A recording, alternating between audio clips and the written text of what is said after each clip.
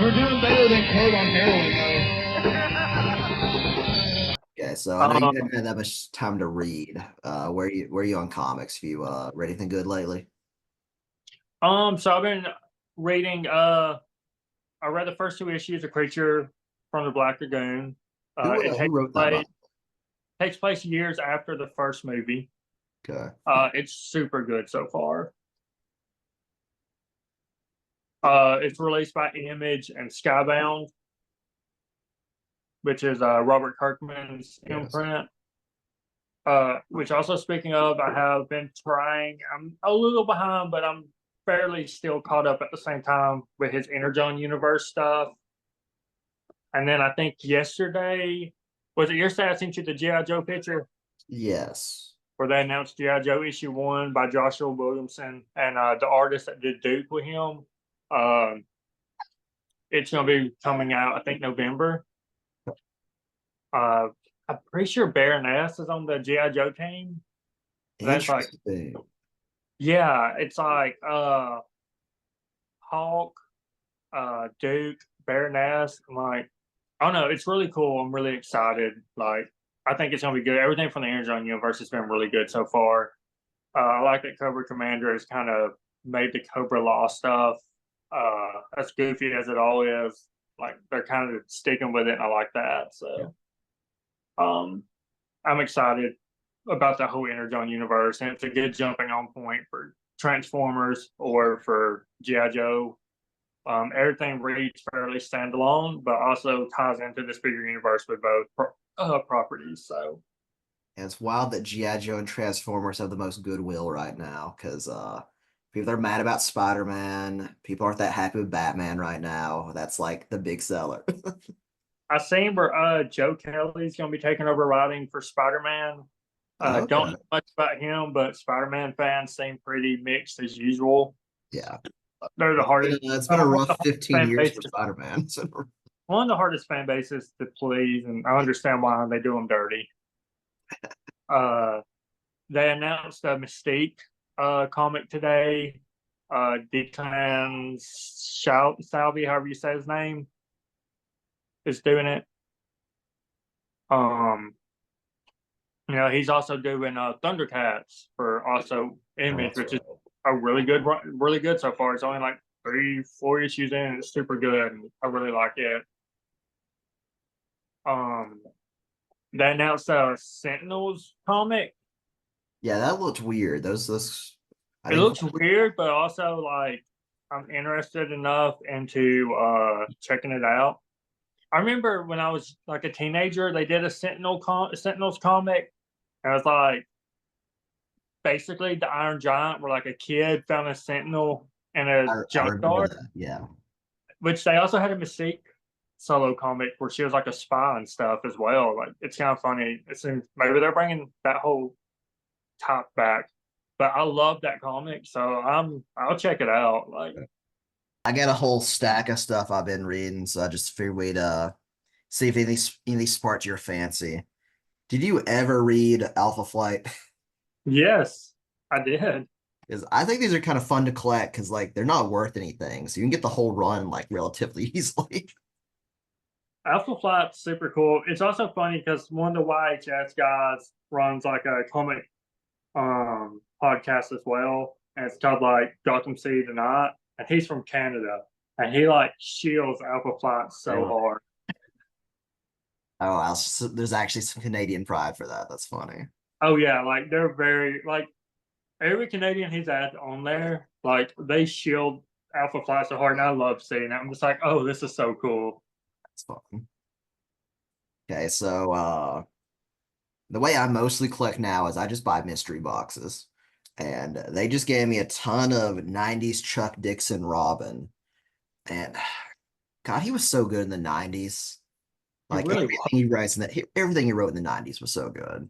I loved that whole Robin run. It was. I loved Robin as a kid. Hmm. Uh, so I love that whole run. And I trust you're a New Mutants fan, right? Oh yeah, Yeah, that's another fun one because like these are worth nothing other than like issue one and first appearance of Cable. And Yeah, it's funny they're worth nothing, but it's like so highly regarded as one of the yeah. best like X books ever. Mhm. And it was so important. Like it led Yeah. into X Force and everything. Like the end of it becomes somewhat jumbled because Rob Liefeld like jumped on and he's like phasing characters out, phasing his in, Mhm. and it all happens kind of fast, but it kind of works at the same time. So Okay, have you read Predator versus Wolverine yet? no, I haven't. First issue is really fun. It's Benjamin Percy. The art's really good, but it's what you would expect. It kind of like mirrors the first movie. Gotcha. I did see where like Marvel's doing like Godzilla variant covers for something coming up. But it's like one of them's like a Wolverine, and it's like Wolverine jumping into Godzilla's like atomic breath, and like it's just his bones jumping into it because like all his skin's ripped off. It's such a cool cover. I'm not the biggest Terminator fan, but I randomly ended up with a bunch of Dark Horse Terminator books. Did you ever I these a never read chance? this.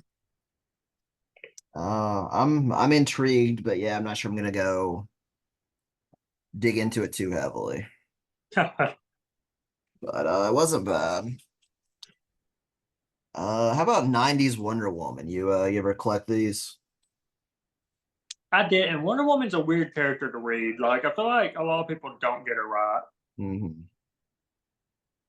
Yeah, I've never collected her, but they just started sticking her in these mystery boxes, I guess, because these books aren't worth anything. Uh, it's not bad.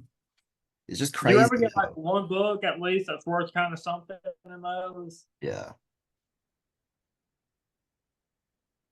Yeah, it's just wild, she's almost as old as Superman, and what? She's got like three good villains and two good supporting characters. Yeah, And so much of her books are just a wasteland. I really like the New 52 Wonder Woman stuff they did, where they like really dealt into the gods and stuff. I thought that was really good. Yeah, and you hadn't jumped on the Ultimate books yet, have you? Not really, no. Okay. Read a little bit of Spider-Man, and I see like nothing but glowing reviews for it. Um, And they've been so good so far. I'm interested in the X-Men, and I'm super interested in the Moon Knight just because of all the stuff I read about Moon Knight, or the Black Panther because of all the stuff that I read about Moon Knight in it. Okay, how big a Spawn fan were you? Uh, I read a lot of the first Spawn issues because my dad collected heavily in the '90s, and um, he basically followed like he had all the Marvel stuff, but all the Image people, and then when they transitioned over, his like collection transitioned over into all those books. So I've read all those old Image books. Well, I've not read Modern Spawn like at all, but I just randomly picked up issue one. They're doing a Sam and Twitch miniseries, and Spawn's like at the periphery, and it's really Isn't good so Kevin far. Smith supposed to be doing something with them, or did Pardon? that fall through? Sam and Twitch, wasn't Kevin Smith supposed to be doing a show or movie about them? Yeah, he was going to be executive producer for like a miniseries, and there's not been an update on that in like 3 years, so I guess it fell through. I mean, I know like Todd McFarlane's been saying for like 20 years that Spawn movie's coming with Jamie Foxx. And Uh, he got a contract or something with Bloomhouse because they started like talking about it, and I think they put up a poster. I remember that, yeah. So I think it was gonna But be it's supposed to this. be like super dark. Yeah, they were gonna do like a rated R, like NC-17 Spawn movie with Bloomhouse, and then Kevin Smith was gonna do like a tie-in Sam and Twitch show, but I guess the money never came through. So, I mean, I feel like that Sam and Twitch show could have been good if he brought like Mark Bernardin on with him, yeah, that could have potentially been good. or just brought his whole like Masters of the Universe writing team with him. Yes.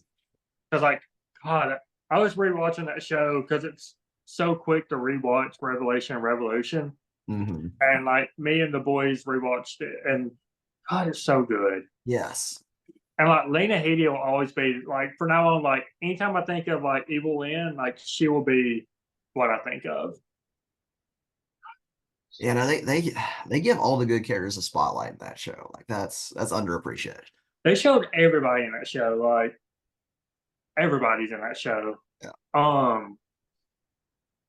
Also, I will probably end up jumping into that toy line too. I did win the Stella God from that toy line off Twitter, a Twitter thing. So I'll probably jump and it's called Masterverse, but they also have like another Masterverse line where it's like based off like the concept art of the characters originally. Like Thor's and I mean not Thor, He-Man's on like a Viking helmet and stuff. Oh yeah, So it's more Conan influenced. yeah, so, and off that original Mark Taylor art. So I'm slightly interested in some of that.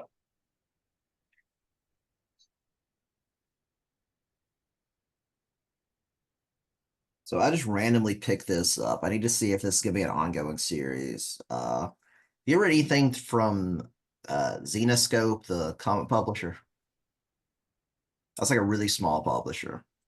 I But don't believe so. they just randomly put this out. It's Horror and Fantasy Illustrated #1. And I don't know who this writer is. I've never heard of him. But this is like Twilight Zone quality. This is like the best standalone horror comic I've read in like ever. It's Oh like wow. it's like Elon Musk type just has to get to the moon. He has to be first in whatever many years. And of course, there's aliens up there and he leads people to their death. And it's really good. Huh. Yeah, it's like a very thinly veiled Elon Musk parody. That sounds really cool. I Yeah, would so, like probably may have to check those out at some point. yeah, so if you want to see Elon Musk run away from aliens and piss his pants, it's pretty fun. Did you know Leonard Nimoy had a comic book? I did not know this. I did, and that looks really cool. It's loosely based off an Isaac Asimov short story. I think it lasted like 12 issues. Huh. That sounds very Leonard Nimoy. It does. And lastly, did you ever read the American Flag comics by Howard Chaykin? I have not read those. I know a little bit about them from like Wizard magazine and stuff Yeah. like that. Who did those? Howard Chaykin. Oh yeah, you mean the publisher? It was Isn't he First the very, Comics. yeah, now he's like a very like I'm trying to think of the word for how he writes. Yeah. It's like because I did a review of one of his comics when I wrote for You Don't Read Comics. Oh, did you do that controversial one from like 5 years ago? What was the name of that one? Oh God, I feel like it was America something because he was trying to like go out of his way to be controversial and like Yeah, and I think even like in my review, I was like, this is like controversial for the sake of being yes, controversial and exactly. nothing else. It was really bad. It was very like I want to say like it seemed very war based in a way. But yeah, it had to have been that one. But his like 80s and 90s stuff's pretty fun because he was he did superheroes and stuff, but he liked doing like Nick Fury, like just action adventure stuff. Yeah. So when you're sick of superheroes, he's got some fun stuff to dive into. Speaking of another artist that like fell off with what is his name? Sean Cassidy or Cassidy that did Astonishing X-Men with Josh Whedon. Yeah. Like he did like a cover recently for X-Men and it's like that Frank Miller quality bad. Oh, really? Yeah, I don't know who approved that cover, but it's not good. Okay, so you like Kick-Ass. So do you like John Romita's art from like that era? No. No. So It, even so by 2010s, you think it's not good anymore? no, I did not Because I really don't like his new stuff. I it's way too blocky Yeah. in a lot of ways. Um a lot of people like hype up his Spider-Man, but I'm not even a huge fan of that Spider-Man run he did. Like when Spider-Man's wearing the mask, it looks fine, but like his humans look awful in that. I think I tolerated it a little bit more for Kick-Ass because it was original characters, so it's like there wasn't a specific like image in my head to these characters. Ah, But like I remember even then reading it and being like, this is not good art. But so when he does the JMS Spider-Man run, like to me it's yeah, just fine. Like it's just fine, but it doesn't feel like some superstar artist is doing it. Just seems fine. But his yeah, brand new Spider-Man stuff, it's not great. it's so bad. Which is such because like his art used to be really good. Which I get he was like mostly trying to copy his dad's style. Mhm. And then when he kind of was like, "Oh, I'm gonna create my own style," it just didn't Yeah. work for me. Which is too bad. If you ever get the chance to meet him, he's so nice. He does Dragon Con like every year. Oh, really? Yeah. And he'll Yeah, do I he'll do bet he is. table I mean, talks and like all he that. seems He's really cool, fun. but it's just not for me. Yeah.